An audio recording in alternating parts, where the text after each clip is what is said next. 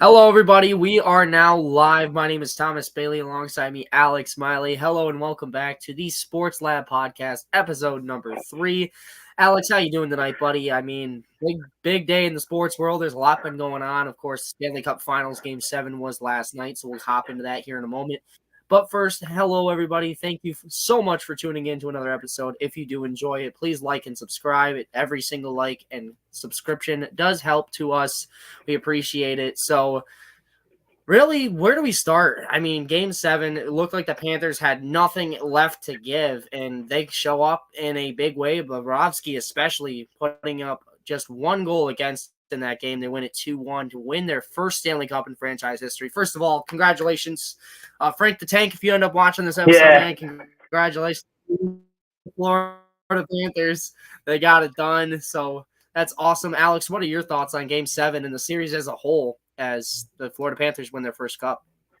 I think Florida just showed that they were the more complete team. Defensively, they decided to actually lock in.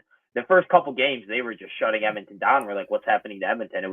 But I think it was more Florida's defense. And then games 4 through 6, they just disappeared. I don't know what happened. They fell apart. And then in game 7, they really stepped up. They allowed the one breakaway defensive lapse. That's kind of been one of their big kryptonites all season long. Is even though they've been strong defensively, they have trouble against the breakaways. But really, besides that, I mean, you had the one McDavid breakaway, but then that was stopped by Forsling.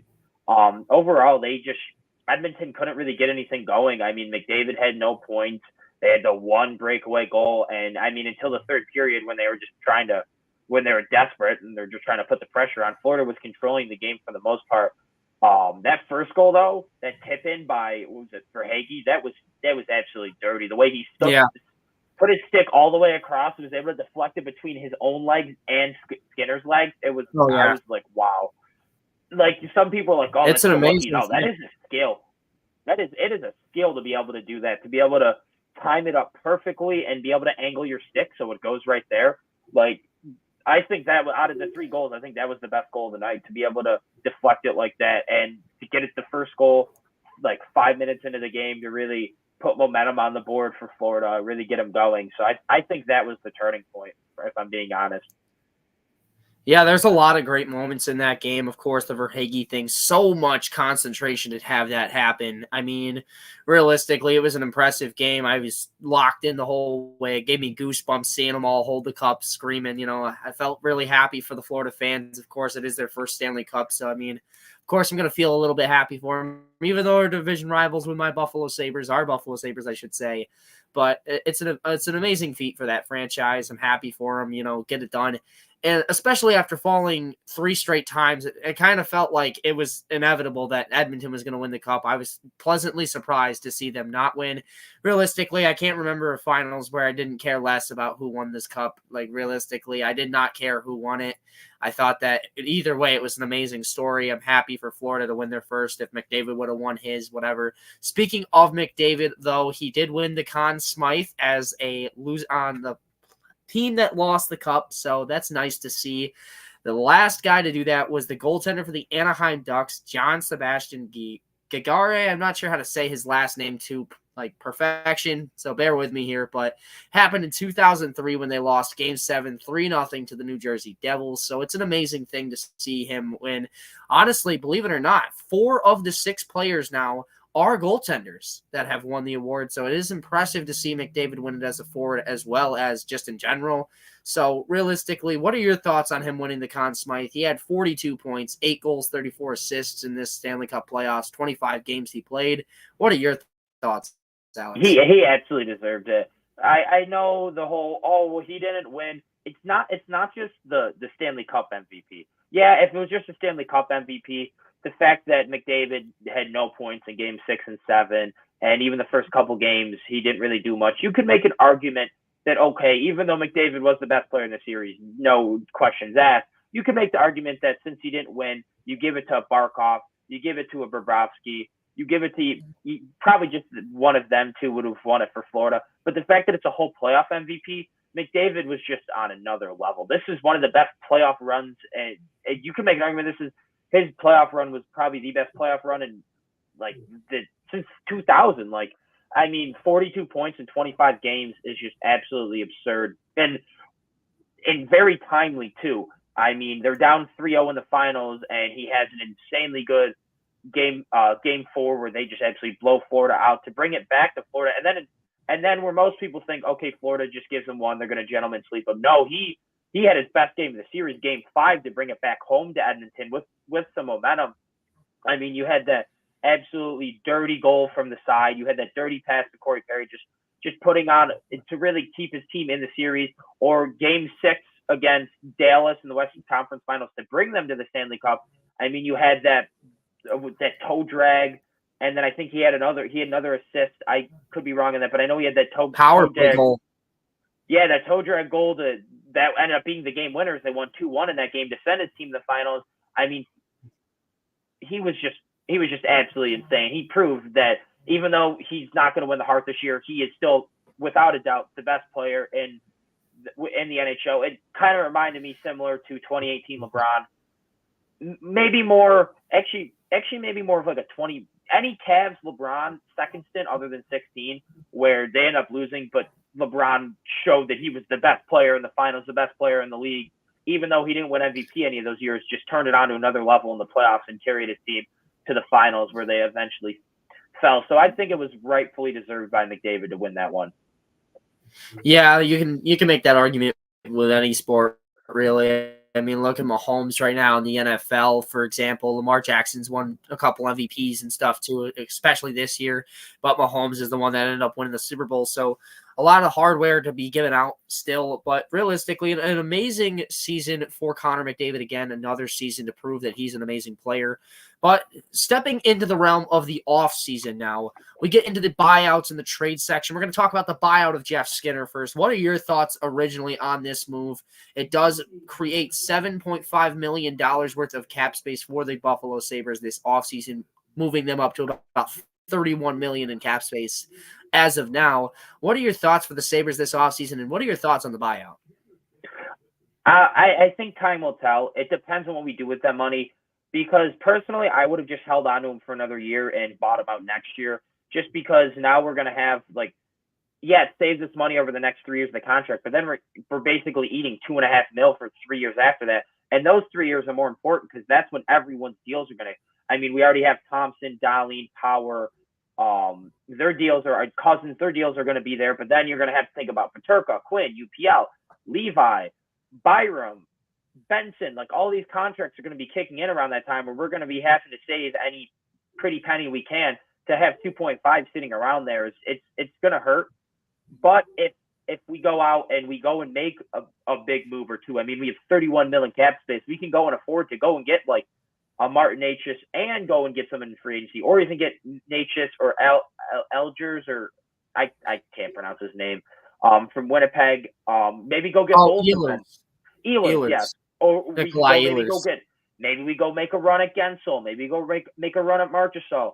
And like I think we have room to go and get 2 studs. I think our first line set. I think we need to. I would like second line set.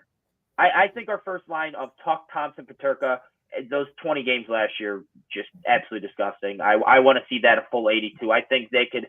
I think that can be back to how. I think Thompson and Tuch can be back to how they were 2 years ago with that line. So I'm excited to see them. And then the second, third line is where it's like you expect Quinn's probably going to be in the second line. Cousins probably is going to be in the second line, but I would rather see Cousins as a winger. I see we're very heavily interested in Martin Necas. I would love that. I mean, 71 points 2 years ago, played all 82 games. This year, only I think 53 points or 52 points in 77 games. So a little bit of a down year. But I think if you put him with goal scorers like Quinn, and you move Cousins to a winger, I think that could be a really, really good second line. So I would love to go trade pick 11, maybe trade Isaac Rosen, and maybe another prospect. I don't know exactly how much we'd have to give up for Necas, but I know obviously pick 11 and probably either like an Ostlund or a Rosen would have to be involved to get Necas. And Carolina might be interested in doing it because then it frees up some cap space where they can go and re-sign Gensel and the other free agents they have, because they have a lot of them this year. So that's probably who, based on this buyout, is who I want him to get most to fill out the second line. And then I think Coolidge probably comes up. Benson, I think those are your two third line wingers. So now you need a third line center. I think maybe a Travis Konechny, or because we've been connected to Philly for a while, maybe we bring back Krebs. He could be the third line. Maybe we go get someone in free agency. And I would really like to find a way to center a trade package around Krebs and go and get Konechny and Noah Cates, because then your third and fourth line center, boom, right there. Because I think Cates and Greenway, maybe bring back Jurgensen. That is a fourth line. That, yeah, they're probably going to get a combined 20 points in the year, but that defense is going to be, they're going to do their job. They're going to be tough, physical, defensive players, and I think that'd be perfect to have on our fourth line. But the draft on Friday, I expect a lot to happen leading up to that, with us centering around pick 11, because I think we do end up trading it. Maybe that's just wishful thinking because I want us to trade it, but I think a lot's going to happen over the next couple of days, and I guess we'll have to wait and see what Kevin has up his sleeve. Yeah, certainly. I think personally, I'd love to see a Travis Konechny deal happen. I mean, we've been linked to him since last year's offseason, really. Morgan Frost is kind of out the window now. I know we're not into him anymore, but a Noah Cates is definitely in the cards. I feel like maybe like a Noah Cates and Travis Konechny for 11 and Krebs would be perfect. I feel like we could get something like that done. And then you put Konechny on second line. I feel like if that's the case, then I don't think there's a way we get Martin Necas, considering the fact that we'd have to trade for his rights and then sign him. There's no way we're going to be able to trade for his rights without that number 11th pick being centered in the deal. So I'd rather go for a Konechny. I feel like he can offer more of that physical presence that this Buffalo Sabres team needs, rather than the playmaking that we have in some of the guys like Benson specifically. You know, I really think you just give him another year to develop and he'll be that guy for us instead of having to go and get another guy like Necas. I think then you put Konechny on the second line, you put Cates on that fourth, maybe go sign a third line guy for a year or two deal, 1 or 2 year deal. Like, I really like a Connor Brown if he makes it to free agency. That'd be a good fit for us on that wing. And then I really want us to go after a D-man on that right side. I think we need one pretty badly. I think that would be the last little piece. And then re-signing UPL would really just top off an amazing offseason to me. But that is, of course, wishful thinking. We do not know what will happen just yet. Of course, Friday is coming up right around the corner. If you want, we can stream the draft or something. We can figure out some way. We can talk about it after or something like that, like the next day or something. We'll figure something out for it. I know everybody on here will want to see it eventually. So for the most part, for right now, we're going to basically put that to the past. Speaking of the draft, though, there is a draft that is going on tonight, of course. Zachary Risacher, I believe that's how you say his name, went first overall to the Atlanta Hawks. What are your thoughts on the first 3 or 4 picks now of the draft? There's been a ton. We're up to pick 5 now. Because then it went Saar goes second. Saar second, Reed Shepherd 3. I think it was Klingon went 4. Let me double check that. Crap. I had it. Come on, Bleacher Report. No, it was Stefan Castle. It was the guard from UConn. I was a UConn guy, but Spurs went and got a guard. Makes sense. And then it was, I literally just clicked on it. Why am I having... Are the Blazers 5? The Blazers no, are 5? it was the Pistons. The Pistons drafted... Why am I having trouble finding this? I literally just saw it, and I clicked on the notification. Now it's not showing up. Oh, the Blackhawks. Wait, I'm looking on Instagram now trying to find it. NHL. Ron Holland, the second, going 5th overall in the 2024 NBA draft. But back to NHL real quick. There was a breaking news trade. Looks like the Canucks just did a salary dump. They traded Ilya Makiev, Sam Lafferty, and a 2025 second to the Blackhawks for a 2027 fourth.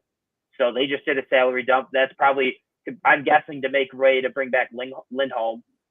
Yep. So they have the cap for that. Ron Holland was 5th by the Pistons. I honestly am kind of surprised by the Pistons because they don't really need a guard. I was thinking maybe Cunningham, Jaden Ivey. They need more of a wing. And I was thinking like a Matt Buzelis. Yeah, I'm kind of surprised by that because they have their point guard of the future. And Cunningham. They have their center of the future in Durant. And then they have Jaden Ivey, who's shown flashes. I guess maybe this means they don't like Ivey. Maybe they want to move him to the bench. But, I mean, their wings have been awful. I mean, at the same time, the Pistons maybe are just going best player available because they suck. Which, actually, if that's what they're doing, I mean, you can't hate that strategy. When you're that bad, you need to just go and get the best player available. But my opinion, I think the best player in the draft was Alexander Sarr. I really like that pickup by Washington. Amazing. Yeah, I've seen a lot of comps to Mobley and Jaren Jackson Jr. He's a great defender, and Washington was the worst defense in the league last year. They have just I don't know. I actually couldn't name you who their starting center was last year, if I'm being honest. And they kind of already have some players. I mean, they're kind of just big contracts they took on. But Poole and Kuzma, not great players, but they at least have people there. I think you get that center now. Now Right. They have a legitimate defensive anchor, so their defense isn't so bad. And I think you build it out from there. This draft is known to be pretty weak.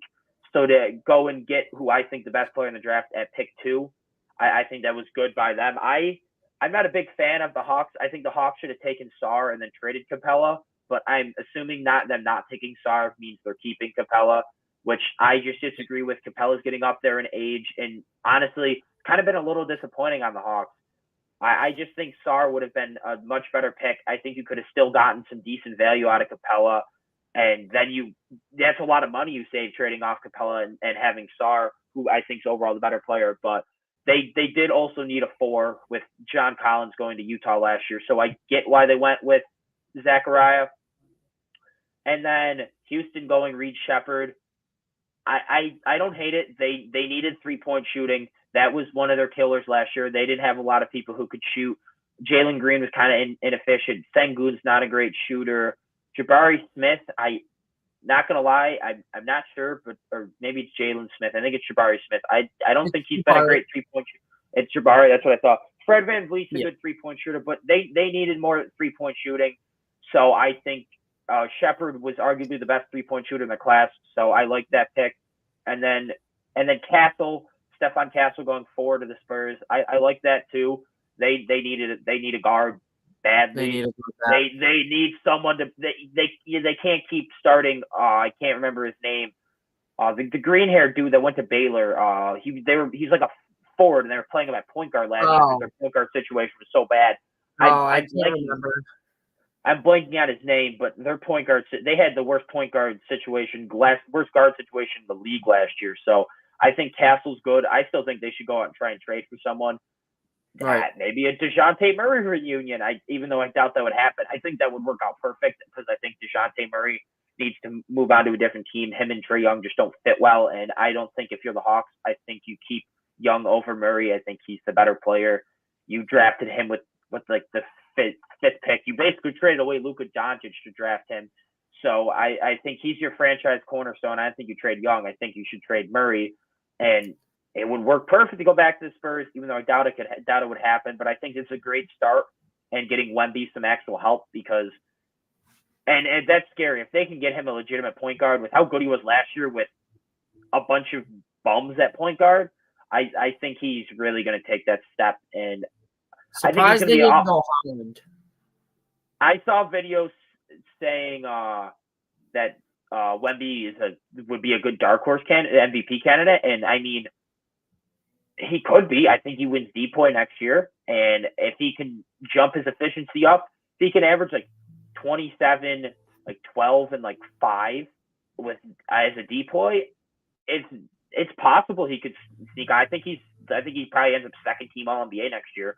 So I really like that Castle pick. I think it helps out Wemby a lot. Has pick 6 been announced yet? I do not know. I can check real quick. I don't see anything. I'm not seeing anything just yet. Yeah, I don't see anything. So I think they're on pick 6 still. Here, actually, what I'll do instead of looking for notifications, I'll just put it on my phone with the volume off. That's one thing I've always hated about drafts is why do they have to take so long? Like, especially up at the top. Oh no, the Blazers did just draft. They drafted Donovan Clingan. Oh, okay, that was 7. so Bleacher Report is a little behind. The Hornets draft. Oh, 6 right here. Six right Tidjane here. Saluin. Tidjane Salon. I'm not sure who that is. Yeah, I mean, I paid attention to like a decent amount of the prospects, but with this year being kind of weak, I didn't go into it too hard. But I have never. You're right. I've never heard that name in my life. But that's 3 of the top 6 picks are now all Frenchmen, because it says he's French, and then the top 2, and then you have Wemby, Gobert. I mean, France is going up there for basketball. Yeah, and then Klingon at 7 of the Trailblazers. I really like that too. He's been rising up a lot of draft boards lately. I think he's probably the second best center in the draft, and they needed a center. I mean, they do have Ayton, but I wonder if that means they trade Ayton. Because I don't know. I feel like if they weren't going to trade Ayton, the best player to me for the Blazers would have been Matt Ellis. I mean, I think they need a wing more than anything right now, especially. And maybe you think you have the upside of Klingon, maybe put him to point power forward. I mean, that's definitely an option, I guess. It's just he's a little tall. I think he's going to play center for them, so it's interesting to see the Ayton thing. I really do like Zachary Risacher. I think that he has a lot of tangible things that can translate perfectly to the NBA. He is exactly what the Hawks need as well. I'm just not sure why they would not trade Capella and just, stick with Sarr in that situation. Alexander Sarr is going to be amazing for the Washington Wizards. I believe that he will be one of the best fits. And then another one that's a little bit of a head scratch to me. I don't really like the Cassell pick. I feel like if it was me, I would pick Holland in that spot. I think Holland is a little bit better of a fit for them. It's interesting to see. Certain teams rate them differently, so we'll see if it's in the cards for them. As for the Tidjane pick, I have no idea how that's going to work out for the Hornets. It is a power forward, though, so I guess that is their biggest need that they are canceling out there. If they like what he's got, then certainly seems like it will be a project pick from what I'm hearing right now. But there's been a lot of stuff going on in the NHL, NBA, a ton of other things to talk about here. So let's move into the trades while we wait for the next pick from the Spurs. Here's one thing. One thing I want to say real quick. You bring up the Hornets with power forward. I was just thinking about it. What does that mean for Miles Bridges?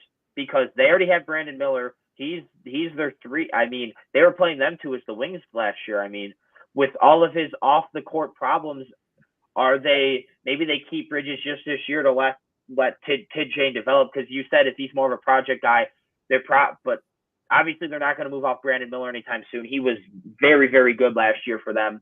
And I mean, so was Miles Bridges, but with the off the court, maybe they're just trying to find a way to get out of that. Because you're right, they have their point guard. I'm just really, now that I think about it, I'm really surprised they didn't go Klingon. Who is their center? Yeah. I actually don't know. Maybe I'm just blanking on the name. But I couldn't. Charlotte Hornets center. I do not know. I do not. I'm very surprised, actually. Oh, like Mark Williams and Nick Richards, not going to cut it for me as starters. I mean, I think Mark Williams, he's shown some flashes, but yes, he has, but at this point, I feel like they want something a little bit more solidified than a show flashes kind of a guy. Maybe a power forward thing, or maybe somebody tries to bet on the upside in the trade or something. But speaking of trades, we're going to hop back to the NHL real quick. One thing I forgot to talk about here. Couple trades I want to discuss with you, Alex. The first one being Linus Ullmark to the Ottawa Senators. I cannot believe that this trade went through. They actually got rid of the Jonas Korpisalo contract, retaining 25%, which means that instead of the $4 million, he'll probably make roughly $3 million this year. So on top of that, they're going to get Mark Kastelek, who is a defenseman/center. I mean, realistically, he's probably going to play center. He played defense last year because of how bad Ottawa's defensive situation is. So not sure if they're going to keep him there. I'm assuming he'll play center, though. So I'd hope so. And then the 25th overall pick, of course. So realistically, what are your thoughts on the Ullmark deal? How about the fit in Ottawa? I don't really like it personally. I think that of all teams to move your no-trade clause for, the Ottawa Senators would not be my team. I feel like Los Angeles would have made a lot more sense. he, of course, declined that at the deadline. So what are your thoughts on this whole thing? As a Sabres fan, I absolutely hate it because that just made Ottawa better. And Ottawa's kind of one of those teams the Sabres are battling with for who's going to take that step out of all the young teams and the Atlantic. And the Atlantic is just so deep. I mean, obviously Florida just won the Cup. Boston, Toronto, they're still in it. And it's kind Tampa's of like still always a team. Yeah, Tampa and Boston are kind of on the decline, and Toronto stuck and where they've always been. But they're all very good playoff teams. So it's like Florida's still I think they're gonna be good for the next probably 5 years because a lot of their talent in their prime right now. I think Tampa starts to fall off. I think so does Boston. But there's us, Detroit, Ottawa, and Montreal, and we're all kind of battling as what team out of all these young teams is going to take that step into a consistent playoff team. And Ottawa finally solidifying their goalie problem is very scary for me as a Sabres fan because they were one of the worst goalie rooms in the league last year. It's really what killed them in games. Like they were not, they had injuries and stuff too, but they were not a bad team. They were probably about as good as us. If say we were playing with the exact same goalie, they might have had more points than us. Like we just had a way better goalie, so that's why we were the better team last year. But them getting Allmark, who is currently still the reigning Vezina, obviously he's not going to win it like this in the upcoming year, but he's still currently the reigning Vezina winner. I think a little bit inflated by Boston's defense in the system, but still I think he could easily, if he puts up just even like a 905, 910, that's a huge upgrade over what they were doing with last year. 910, maybe a 915. I think if he can put up like a 915, 920, I think they're a playoff team. I really do. And then for Boston, I absolutely hate this trade. So as at least the Sabres fan who hates the Bruins, I like that Boston got screwed. The 25th pick, statistically is not that great of value. Korpisalo is honestly, that's more of something you give up picks to get the contract off of. He was so bad. I guess you're hoping he bounces back into a decent backup for Swayman that can eat 20 games, eat 15 games, and Swayman's just going to be a workhorse next year. That's obviously what they're going to do. And then who was the other person in the trade? Mark Kastelic. He's probably just a depth piece. Yeah, so you got the 25th pick, which the hit rate on that's very low. A backup goalie and a depth center or defenseman, wherever they want to play him, for Linus Allmark. I understand teams knew they were going to trade him, so you're not going to get peak value because the fact that they had to get off of him because you can't just pay two goalies like top-notch money, and Swayman's probably better than him at this point. So they had to trade him, but he's also younger, so there's a lot that goes into that with the longevity standpoint. Goalies are a lot like cornerback and running back in the NFL, where they deteriorate quickly to a certain extent. Every now and again, you'll have that player like a Peterson or a Marc-Andre Fleury who, is up to the standard for a longer period of time, or a Frank Gore for football, I guess. Things like that, though. I don't understand it. If this was on draft night, this would make a lot of sense to me, considering they know that there's nothing left to, it's now or never, basically. But to see that we still have a week left and they didn't at least wait a couple more days to see if they could get something else is kind of absurd to me. But, I really think that Ottawa was that goaltender away. Maybe another defenseman now. I think they need a D-man pretty badly, too. And then maybe solidify that bottom six, and then they should be good. But if they can sign a defenseman and a bottom six forward, I think that they're going to be in a great spot. Really like their top six for the long term. Josh Norris and Tim Stützle, two amazing players there working alongside each other. Brady Tkachuk, of course, as well, as much as he can be a headache. But realistically, there's a lot going good for them. Of course, they still have Jacob Chychrun, which I don't know if they trade now, considering the fact that they just want, in my opinion, they pushed the chips to the middle of the table. They're all in here with this Allmark move. Other than that, there's not really too much to say about this trade. It's just a little bit too underwhelming of value for me. If I'm a Boston fan, I'm not too happy. This is the reverse of Robin Lehner. Robin Lehner went Ottawa to Buffalo, and now Buffalo to Ottawa, I guess. I got the next NBA pick. San Antonio, smart decision. They're doubling up on guard. Rob Dillingham. Yes. Rob Dillingham. I absolutely love it. They desperately needed guards. You go and get two of them, and if only one of them works out, win. I think that's a I think that's a great, great, great pick. I mean, I think both. I think Dillingham, Castle seems like he's more of like the safe guy. I don't know if he'll ever. I don't even know if he'll ever develop into an all-star, but I think he could be a very. I think he could be a quality point guard. I think Dillingham is the one. I mean, as a freshman, he was 15.2 points per game, 47.5 field goal percentage, 44.4 from three.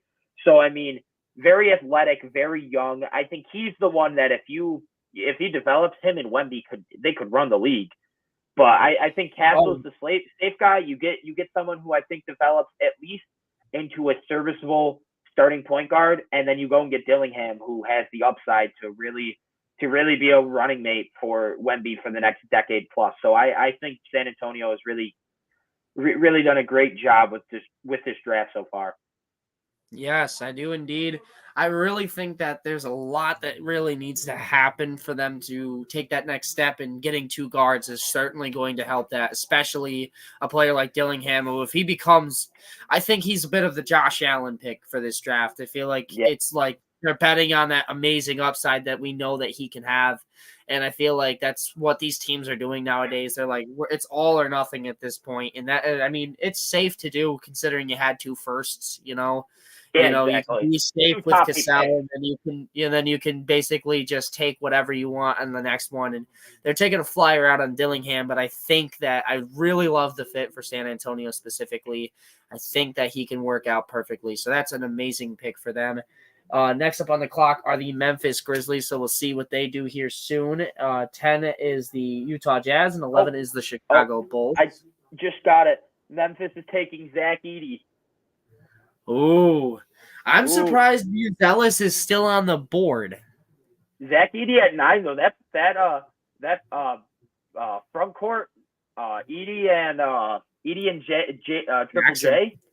Yeah, I mean that is who's scoring. Yeah. I mean defensively that is dirty. I mean you have Edey's 7'4", and then Jaren Jackson Jr.'s just won a DPOY 2 years ago. I mean. Defensively, and then you still got Marcus Smart. Defensively, Memphis could be, and Ja's not a bad defender. Defensively, Memphis could be pretty good next year. I like the pick, but I think if I was Memphis, I would have went with a wing. I mean, their wings are kind of weak. I mean, that's what I'm saying. Ellis is right there in front of you, man. But I also understand their backcourt with Ja and Marcus Smart were good, and then they have Jaren Jackson Jr. So you really could have went either. It's basically probably who they preferred, small forward, center, and I guess they wanted center more, which I guess makes sense because Jaren Jackson Jr. as good as he is, he's not good enough to be a center, and with them losing Steven Adams, I mean them two together, Adams and Jaren Jackson Jr. are very good together, and then them trading him away to Houston last year, they needed someone to replace him, and I think Edey is a good replacement. I think he's safe. I don't know if he ever, just because of his height and his ability in the post, he's not really a much of a shooter. He doesn't have much of an outside game outside of that, so I think it limits his upside. But I think with just how big and dominant he is in the post, I think he's at least going to be – I think he's a very safe pick. So I like it for Memphis, a team that realistically is a consistent playoff team who just dealt with a boatload of injuries. There was times where their top 8 players were all out. Like just everyone was injured. Bane was injured. Ja was injured. I honestly forgot about Desmond Bane. So that's probably what they're going to do. They're probably going to put Bane at the 3, and then you run Ja, Marcus Smart, Desmond Bane, Jaren Jackson Jr. That's amazing shooting for the wing. I'm not going to lie. That's amazing shooting. That is a pretty good starting 5. I mean, you have 2 monsters down in the paint, and then you have your 2 scorers in Bane and Ja, and then you have your perimeter defender Marcus Smart, who's going to be tasked with defending the best player, the best perimeter guy they got. So I think Memphis, and with how stacked the West is, it's going to be tough. But I mean, Memphis could be a top 4 team in the West next year. I mean, you expect OKC probably going to take that jump with trading for Alex Caruso, which I love the fit. I think Dallas is still going to be there. Denver's still going to be there. I don't know about Phoenix. Minnesota's still going to be there. So it's going to be tough, but I could see Memphis making a run to the second round next year. And I mean, they're still very young, so who knows? I think the West, again, is still it's just so good. Oh, yeah. The West is insanely stacked. Next up now is the Utah Jazz before their pick gets in. I feel like wait, Milton trade. Timberwolves traded 2031 unprotected first rounder and 2030 pick swap top one protected to the Spurs for Rob Dillingham. I don't like that if I'm the Spurs. Wow. That is what a trade for the Timberwolves. I think I actually love that. I think Mike Conley probably stays as their starter, but then I think Mike Conley's their starter this year, but then Dillingham, you let him run the bench for a year, let him develop. If he develops him and Ant, that's insane. But also for the Timberwolves, if the Timberwolves don't win it within the next couple of years, they are going to be screwed. I mean, they gave up how many picks for that? There was like 5 for Rudy Gobert, and then they just traded away an unprotected pick. I mean, granted, 7 years down the road, 2031, and then a 2030 pick swap, top one protected. So basically a pick swap. I mean, I kind of get it from the Spurs, but I still don't like it. Because think about it, if the Timberwolves aren't good at that time, which is very well possible they're not going to be good in 7 years with how little draft capital they're going to have, unless if Dillingham turns out, I think they'll be fine. If they hit on some draft picks, they'll be good. But with how little draft capital they have, maybe they're not good in 7 years. And then San Antonio's thinking, in 7 years we're going to be one of the best teams in the league, and now we have those extra picks to go and make a move to become a title contender. I get it. I just don't like it. I really don't like it for San Antonio. We were just talking about how much we love the Dillingham fit there, and then from trading away for at most 2 first-round picks in 6 to 7 years from now. And like it's 1 pick, and then only the second one's only a thing if the Timberwolves are worse than you. And who knows if they hit on that, the Timberwolves are going to be really good for the next 5 to 10 years. I mean, and probably going to develop into top 5 players, so I don't think they're ever going to be really that bad unless things fall apart and Ant wants out and they trade him away. I think that's a low risk, high reward move for the Timberwolves. As for the Spurs, I'm not really sure what they're thinking in that thought process. Utah is picking Cody Williams at 10. Cody Williams. I really wanted Dalton there. Dalton, the guard from Tennessee. Necht or some shit like that. Something like that. Next there, Dalton Necht. He's the guard from Tennessee. He's a guard. He's a forward. Dalton Knecht. He's like 6'10". Hold on. I think he's a power. I think Knecht. No, he's a 6'5", 204-pound guard, number 3. This has him as 6'6", so he's kind of like a 2/3. Cody Williams, I think, is like 6'8". Cody Williams has the high upside.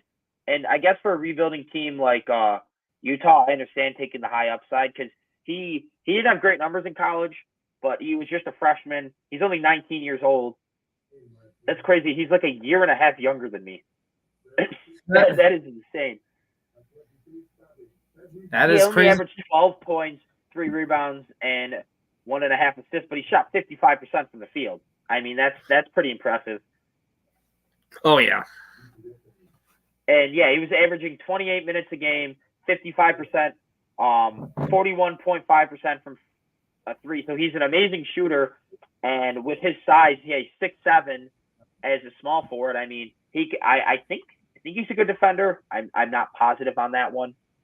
Yeah, I'm not sure. Yeah, I don't know. But I just feel like Dalton would have made a little more sense. You could play him at 2 or 3, whichever one you end up valuing more. I feel like for a team like that's rebuilding, that flexibility is so important because next year we could see somebody that's an amazing shooting guard, and then you want to put him at 3, draft the shooting guard, or you see that there's not that good of shooting guards, but there's great small forwards. You can put him at shooting guard and put them down at small forward, whoever you draft next year. I like the flexibility aspect for the Utah Jazz with a Dalton Knecht, but of course I see the upside. I see the outlook for Cody Williams. Chicago's now on the clock, which I'd be surprised if it's not Matt Spiezelis at this point because realistically he's fallen a lot, 1 and 2. That's the same position that a man named Zach LaVine plays, one of my favorite players when I was younger, Zach LaVine. So of course, he is on the trade block. Maybe that's why the Pistons ended up going with a guard. Maybe they traded Jaden Ivey to the Bulls for Zach LaVine, who is a small forward. I mean, I wouldn't be surprised because it's the Pistons, but I think that would just be absolutely stupid. Zach LaVine, I think, is a trade you make if you have a young team. Like, if the Thunder wanted to go and trade for Zach LaVine to be like the scorer off their bench, that would make sense. They have a boatload of picks. They're very young, so they don't have to worry about the big contract killing them. That would make a lot of sense. But for a team like Detroit, what is that? They're probably going to be one of the worst teams in the league again next year. I mean, unless everyone takes a huge step, like what is LaVine bringing them to a 35-win team? I would rather be a 30-win team than a 35-win team. I would rather, like, if I'm not going to make the playoffs, I would rather be the worst team in the league than the team that just misses out on the playoffs. So I think it'd be dumb, but it's the Pistons. They've been poverty for so long. I mean, they've linked to Tobias Harris, so I wouldn't be surprised if But if I'm the Bulls, I try and trade LaVine. I try and trade DeRozan. I try and trade Vucevic. Just blow the whole thing up. They need to blow it up. They're stuck in no man's land. So I think it would. And then of course when they go and trade for Alex Caruso, they go and get Josh Giddey. Yeah, what a dumb trade. I think that was absolutely terrible for them. The Kings and the Knicks both offer them packages surrounding picks. I would have easily taken that over Giddey, who has some potential. He's a good passer, or he's a flashy pass. Oh, the Bulls drafted, Buzelis. I figured it would be. I know they're trying to trade a Zach LaVine, and he's a small forward. You make room for your rookie right there, and why not go out and get one of the best players in the draft, in my opinion. Buzelis was linked to be top 3 in the class just a couple months ago, and falling all the way here to number 11. I really like that fit for them. So that's impressive for the Bulls. At least they're starting something off right. They're doing something. Something to help that franchise. Because, again, back to Josh Giddey. He's a flashy passer, but if you actually watch his games, he has a lot of dumb turnovers because he's trying to be too flashy with his passes. Not a good defender. Can't shoot. Caruso's a better player than him. Like, way better player. And, like, I think they could have easily gotten 2 firsts from, I think, Sacramento. I heard reports that Sacramento and the Knicks were both upset because they thought their packages were better than the Thunder. So that they probably had multiple picks involved. And when you're rebuilding, it's much better to have 2 firsts than someone who has really plateaued from the rookie year and closing to need. I mean, what has he got, a year left and he's a free agent? Like, he's close to needing an extension. I don't know how much he's going to get, but still, I'd rather just have the picks and go and get the guys I want. Like, kind of dumb by them. But then there's also the big trade, the Mikal Bridges trade. Yeah, Mikal Bridges is insane. This is an insane deal. So let me read this off to you because I had to write it down. There's a lot of factors in here. So the Knicks are going to get Bridges. That's very simple. The package back is what's crazy. So the New York Knicks are trading for Mikal Bridges. They will be giving their 2025, 2027, 2029, and 2031 first-round picks. A 2025 protected first-round pick from the Milwaukee Bucks. A 2028 first-round pick swap. So basically, if the Knicks are worse than the Nets that year, they swap the pick. And then a second-round pick this year and Boban Bogdanovic to make the salary cap work. So that's an insane deal. As a Knicks fan, I'm hyped to see Bridges. That's an insane package. It's 6 first-round picks, man. That's a lot to give up for one guy. I really like the fit, though. I think he's a small forward, though, so I don't understand the move to re-sign OG Anunoby after that. I felt like he was as good as gone afterwards. So 5 years, $212.5 for Anunoby as well.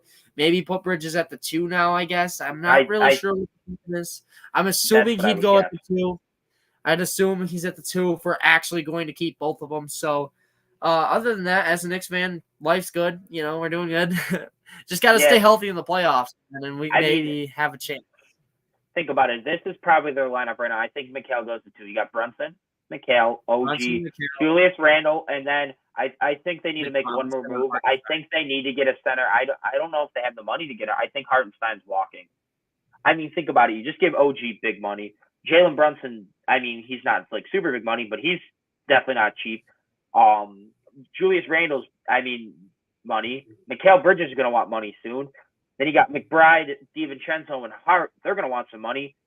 Like, you can't really afford to give Isaiah Hartenstein $20+ million a year that he's going to get from somewhere else. So I think he walks, and I think they're going to have to try and trade for someone because Mitchell Robinson just can't stay healthy. But if you look at it right now, on paper right now, it's Brunson, Mikal, OG, Julius Randle, Mitchell Robinson. And then on the bench, you got Miles McBride, Dante DiVincenzo, Josh Hart, Precious Achiuwa, and I don't know who their backup center is. My guess, if I'm the Knicks, I'm packaging Achiuwa and a first, if they still have any, or Achiuwa and a couple of seconds to just go and try and get someone to be a center. Because I think you can make the minutes work without Achiuwa. I don't really know if you need a backup for Julius Randle, because even if he gets injured with Mikal and OG's defensive excellence, they can both play the 4 and be fine. Josh Hart, like, they have a lot of flexibility on that team, so it's interesting to see. But I think it doesn't matter because all they're doing is just giving up their future to take second in the East, because they're not getting past the Celtics. They're not beating Boston. Boston's just too good. But on the net side of it, I'm not sure about that one, man. I will have to see. I love what the Nets are doing. See, buddy. I think that the Nets they realized that they weren't good last year, and they don't really have much picks in the James Harden trade to go and make a move to really become really good. Their best player is Mikal Bridges, who I think at best he's a number 3 in a championship team, and I think he could be a 3 in a championship team, a very good one. But then get that many picks, and then afterwards, I don't know if you saw, but they traded back for some of their own picks. They traded with the Rockets. They gave up, I think, a couple of the picks from the KD trade, maybe some of the picks from I think they gave up maybe two firsts and a pick swap to get their 2025 first and their 2026 pick swap back. So basically, they're basically saying, we're going to tank. We want our own picks. Some could argue, why would you want to trade the Suns picks, who are probably going to be bad in a couple of years? That could be worth a lot. But if you know you're going to tank, you know your picks are going to be worth it. It makes sense to go and get your picks. And then they re-signed Nick Claxton. I like that because, I mean, you got to at least keep some people. And Nick Claxton, at $25 million a year, I think is good value. Yeah, 4-year, 100. Oh, yeah. So I think that's good value. But then there's reports that they're looking to trade basically everyone else, which I think maybe not Cam Thomas, which I think you keep Cam Thomas. You build around Thomas and Claxton as two key pieces to eventually being good in probably a couple of years. But you got most of your picks back plus some, because, I mean, obviously the KD trade and then the Mikal brought in a lot of picks. So it definitely made up for the James Harden, losing out the James Harden picks. But I think, I mean, you got Bojan, you got Cam Johnson. I honestly can't remember who else. I think Dorian Finney-Smith, and I think there was someone else they were looking to trade. Yeah. I think you can get a couple more picks out of that, maybe a couple young guys. They could really pull an OKC and just have a boatload of picks. And then, they don't have a Shea to where, they're going to have to go and get a star at some point. But you have the picks to be able to make those moves and then not kill your team. So I really like the direction the Nets are going in. They realize the writing's on the wall. They're not winning with this core. Just blow it up. They're probably going to be quite bad next year. So I give both sides probably an A. I like the Knicks going all in. And all jokes aside, I think the Knicks are clearly the second best team in the East right now. And then the Nets blowing it up when they had to. So I really like the trade for both sides. Yeah, I really like it as a Knicks fan. I think that Mikal Bridges can give us that next step. I really like the shooting ability there. I feel like that's something we lack. He's also fairly healthy, which is another thing. And then, of course, realistically, just keeping pace with the Boston Celtics, who are going to be an amazing team again next season and for the next foreseeable future. So one other thing I want to talk about here is the MLB. Realistically, there's been a lot of stuff that's been going on in the MLB. Of course, a lot of teams like the Yankees haven't been doing too great recently. Mets are a little bit of that reason right there. So at least one of my teams can get the better of them. I picked 12s in. Oh, go ahead. Oklahoma City is selecting Nikola Topic at pick 12. I think that is a very good pick. He was projected top 5 pick towards ACL, so he dropped down the draft boards. But as someone like OKC who already has their stars, I mean, just get as many, best player available, load up on it, and then it develops. You could be a good backup point guard, or maybe it's a trade piece in the coming years. I mean, they're just adding asset after asset. So I really like that trade for OKC.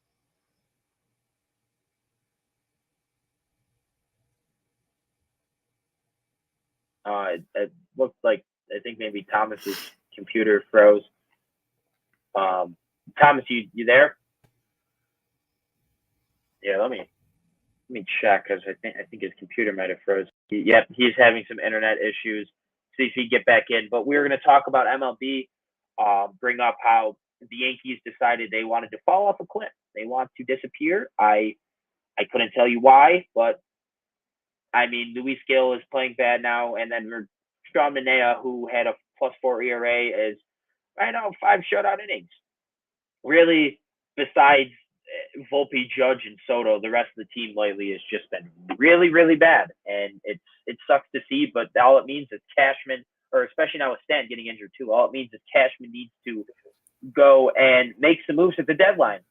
I think Mason Miller, Ryan McMahon would be perfect. But what are some other names to look out for at this upcoming trade deadline? Some names for the MLB trade deadline? Yeah. All right, so a couple of the guys I think, of course, Garrett Crochet and Luis Robert Jr., both from the White Sox and stuff. I really think that they're likely candidates to go, especially Luis Robert Jr. They're in the middle of a full-blown rebuild, I think, right now. There's a lot they have to do.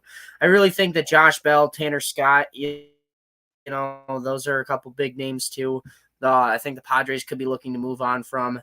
And then, of course, Jazz Chisholm Jr. and so many more players. There's a lot that really entices me about this trade deadline. I think Jazz Chisholm and Luis Robert Jr.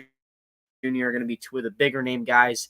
Garrett Crochet is more of that rotational, of course, pitcher on the mound there for you. Realistically, whatever you need, he can do. So being in that relief pitcher that is so valuable to these teams, especially when come playoff time where the ballpens truly win you games and series.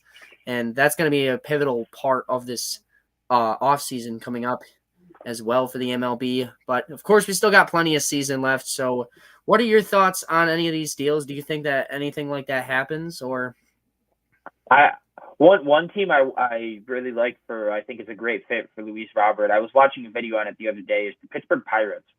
I understand they're not really in win now mode, but they still got years. Like, it's not like Robert's a free agent after this year. I think they have 2.5 years of control. I think he's not a free agent until after 26. So, and I think by then they are going to be really good. And one of the weaknesses of their team is their center fielder is not good. I think their center fielder is like 29th in like WAR, or like all their center fielders combined like 29th in WAR or something. Or maybe WRC plus or OPS plus. One of those like really important stats they suck at. So I think you get Luis Robert, who is not greatest for batting average, may strike out a lot, but he is going to hit. He's going to give you 30 plus home runs a year. And with that pitching staff they have, obviously Paul Skeens being an absolute beast, Jared Jones being a stud, Mitch Keller. They have a really good rotation. The weakness is their offense, and which is young. And Pittsburgh, they have a lot of prospects still. So why not go and make a trade for Luis Robert, who you still have years of control. It's not like, if we don't win it this year, now we lose it for nothing. No, you still have them for another 2 years after that. So I think that would work really good. I think if I'm the White Sox, I think I also trade Garrett Crochet. I think their farm system's still not great. I think they have a couple of guys, but they're just so bad that by the time they're going to be good again, they're going to have to pay Crochet. I think you trade them. I think you just get the prospects, and I think you just pull the Baltimore Orioles. I think same thing with the A's, trade away Mason Miller, which there's reports that they don't really want to trade him, and the package for him is going to be absurd. But if you're the Yankees, give up everything that is not named Spencer Jones or Jason Dominguez. Just give up five top 10 prospects. I don't really care as long as we can land Mason Miller without giving up Spencer Jones or Jason Dominguez, I will be ecstatic. If we give up one of them, I'm going to be quite upset. I don't see us ever giving. I think the Martian, I think he's untouchable. I think maybe Spencer Jones could, but I don't want to see either of them because I think Dominguez comes up probably sometime soon. He's injured right now, but when he gets healthy, I think he'll be up. And that outfield, assuming they bring back Soto for the next 5 years, Dominguez, Soto, and Judge, that could be one of the best outfields of all time. And then Spencer Jones, who's supposed to be an outfielder, I think you move him to first. Rizzo's time is very dwindling here in New York, so I think Jones could be up as fast as next year. And you saw in spring training, he was an absolute monster for the Yankees. I mean, spring training is one thing, but you're playing big league talent in spring training. It's not like it's just all minor leagues. He's mashing in the minor leagues. He's mashing in spring training. I think he's going to be an absolute stud when he comes up to be a great first baseman, or maybe the DH. And once Stanton's gone, I don't really know because it depends on how Ben Rice does and his call up right now with Rizzo being injured. I think there's a lot of ways Cashman can go, but he does have the luxury of the Yankees having a pretty good farm system. I mean, I think Dominguez and Jones are untouchable, and Pereira being injured kind of hurts us, but we still have. We have like Ben Rice, we have Chase Hampton. I think we have. I just looked at the prospects the other day. There's a couple of shortstops, first round pick from a couple of years ago. I think it's like Trey Sweeney. There's another shortstop. I think I can't remember his name, but we have a couple. I think we have like 4 or 5 top 100 guys. Then we have them. We still have Oswald Peraza. We have Oswaldo Cabrera. We have a lot of moving pieces that can be traded if needed to be able to bolster. I think the starting 5, I think we have to sit it how it is, and they're going through a funk right now.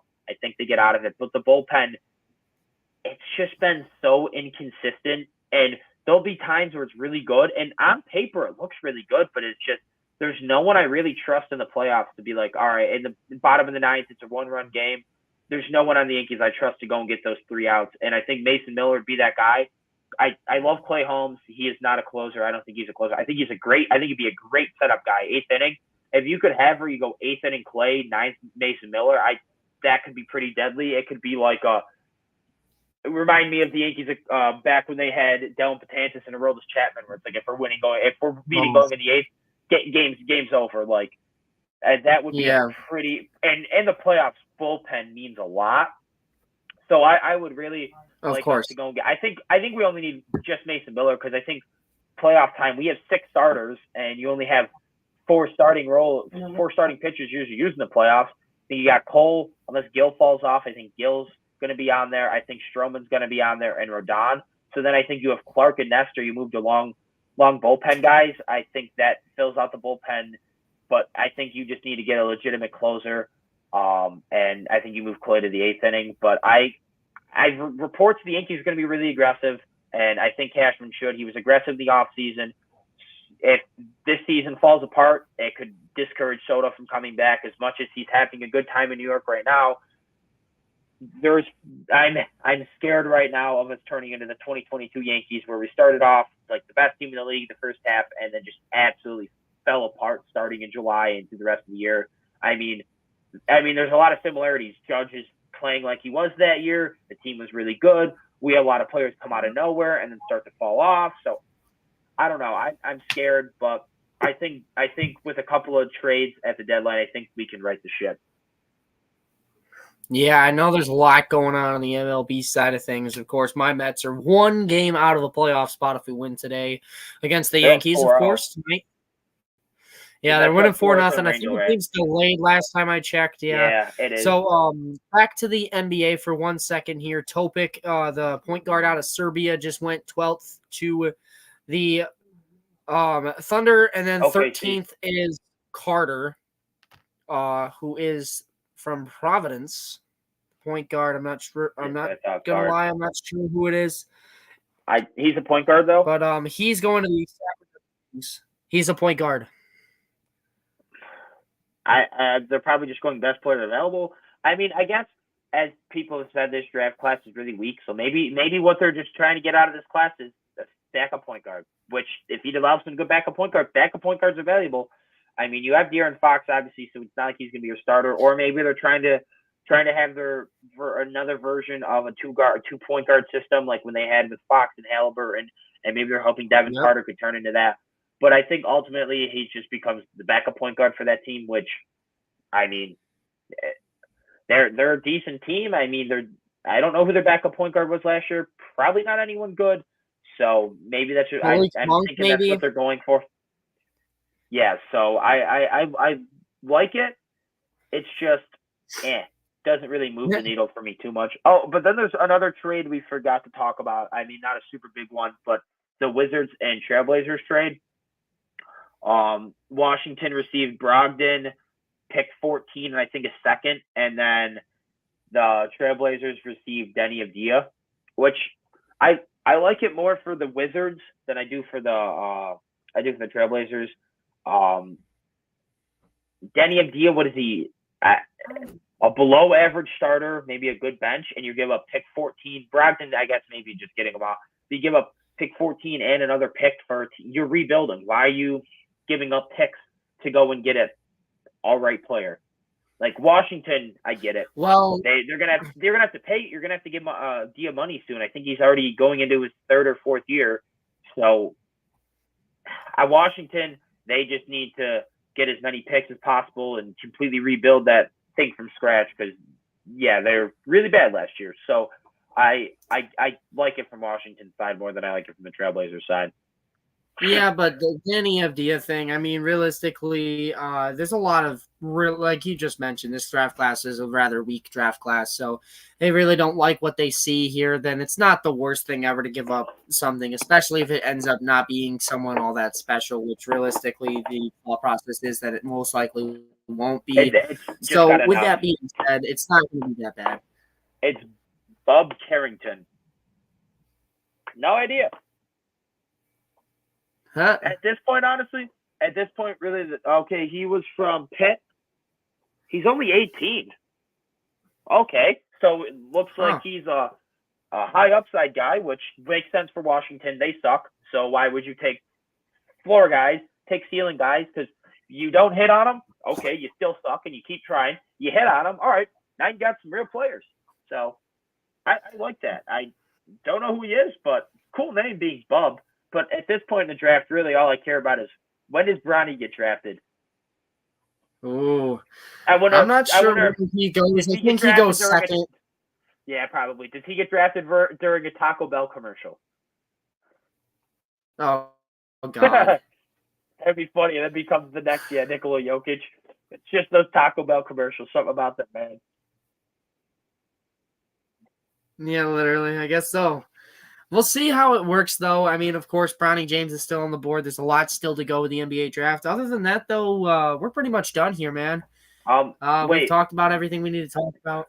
There's not much left. We tried last time. Do we want to do the Immaculate Grid?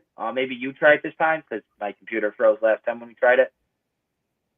Whoop, you share that. See if you can share your screen try without it freezing because I think my computer just sucks too much. Let me try and type it in. Definitely we'll try just do the football one. Screen. Let me check here. There's nothing on them to where I take that off and then put it up. Let me check really fast. Immaculate.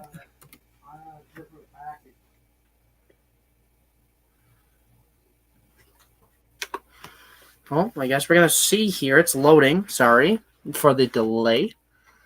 It's loading your computer incredibly slow. At least it didn't freeze.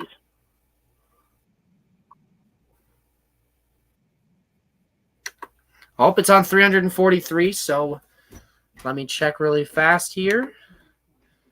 Where would I share my screen at? There a spot here.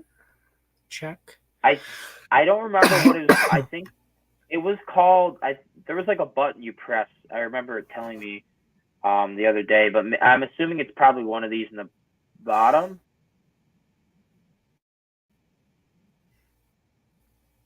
Let me check. Present, I'm assuming. Extra. Oh, share screen. Yeah. Yeah, there. Okay. Give me one. Oh. let's see if this freezes, and if it does, then we'll just end the show. If not, we'll play a little Immaculate Grid.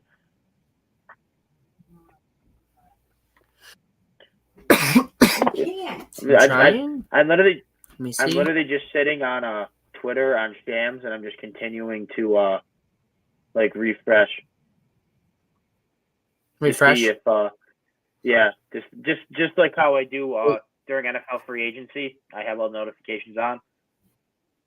The NFL draft I don't do it for though, because I actually like the NFL draft. I think it's a fun it's a fun show. So I like to actually watch the NFL draft. The NBA draft is not as much of a spectacle. So, but speaking of the NFL draft, do you know that the Bills put in a bid, I think, for 2018 or 2028 to host the draft?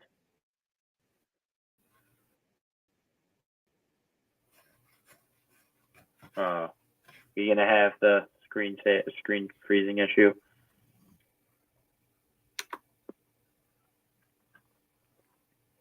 Oh, maybe not.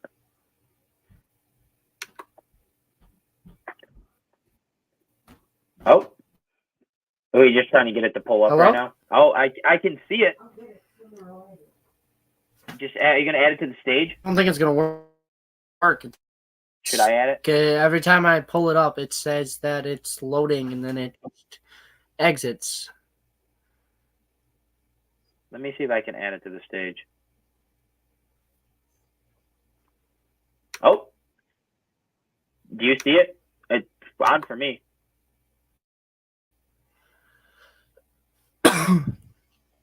Oh, but I see what you're saying. It's loading. Yep.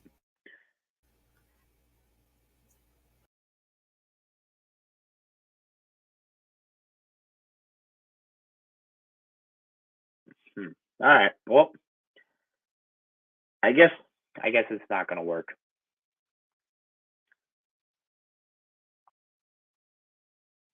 All right. Yep. Well, then. Yep. It looks like Thomas's screen.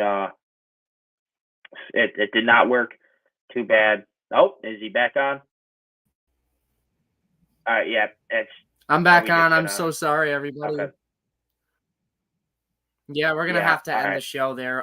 Before we start the next show, we're gonna try to see what we can do with that share screen, see if it can work, and we'll try to figure everything out for next times.